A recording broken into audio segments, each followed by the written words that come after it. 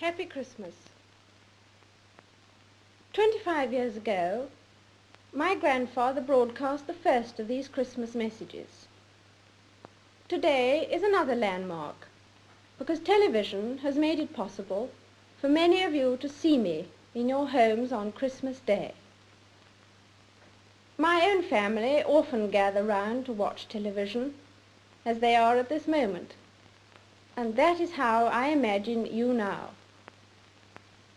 I very much hope that this new medium will make my Christmas message more personal and direct.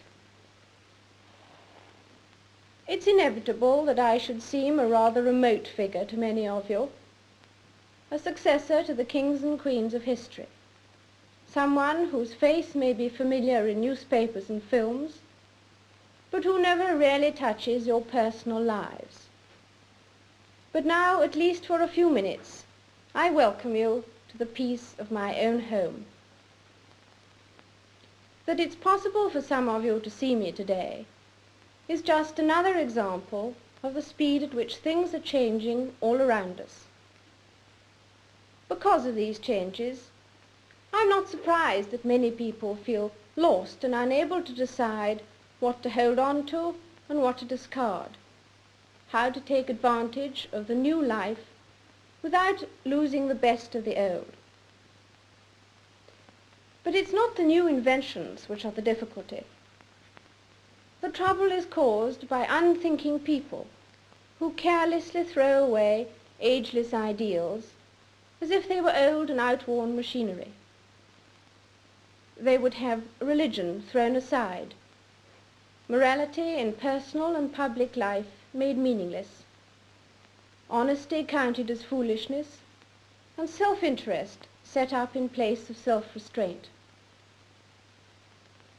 At this critical moment in our history, we will certainly lose the trust and respect of the world if we just abandon those fundamental principles which guided the men and women who built the greatness of this country and Commonwealth.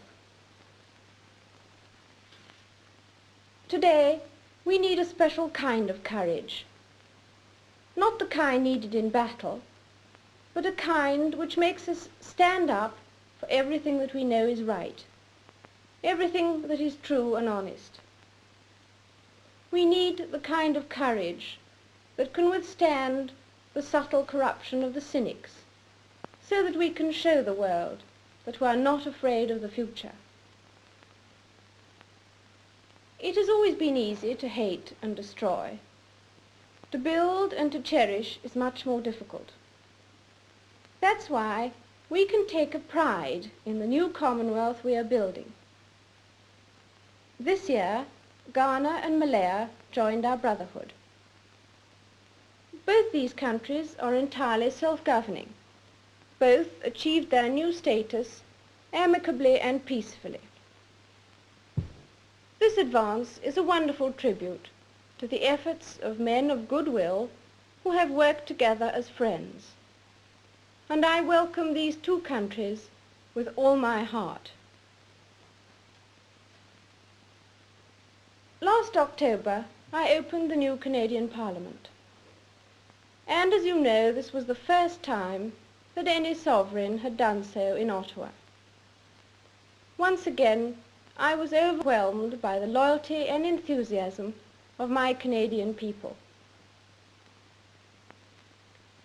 Also during 1957, my husband and I paid visits to Portugal, France, Denmark, and the United States of America. In each case, the arrangements and formalities were managed with great skill, but no one could have managed the welcome we received from the people. In each country, I was welcomed as head of the Commonwealth and as your representative.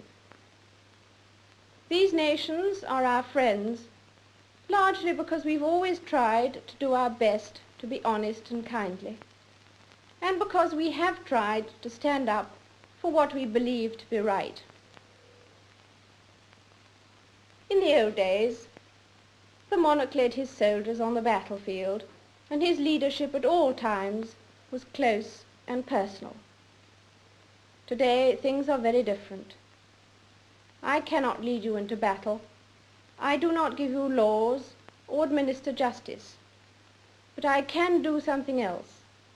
I can give you my heart and my devotion to these old islands and to all the peoples of our brotherhood of nations. I believe in our qualities and in our strength.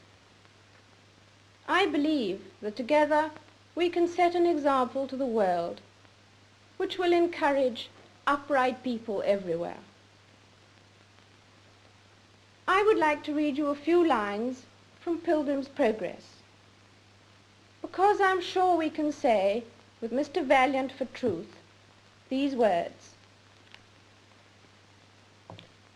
"Though with great difficulty I am got hither, yet now I do not repent me of all the trouble I have been at to arrive where I am. My sword I give to him that shall succeed me in my pilgrimage, and my courage and skill to him that can get it.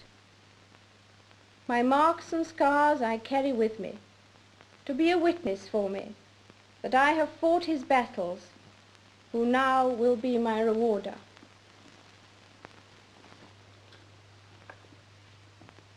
I hope that 1958 may bring you God's blessing and all the things you long for.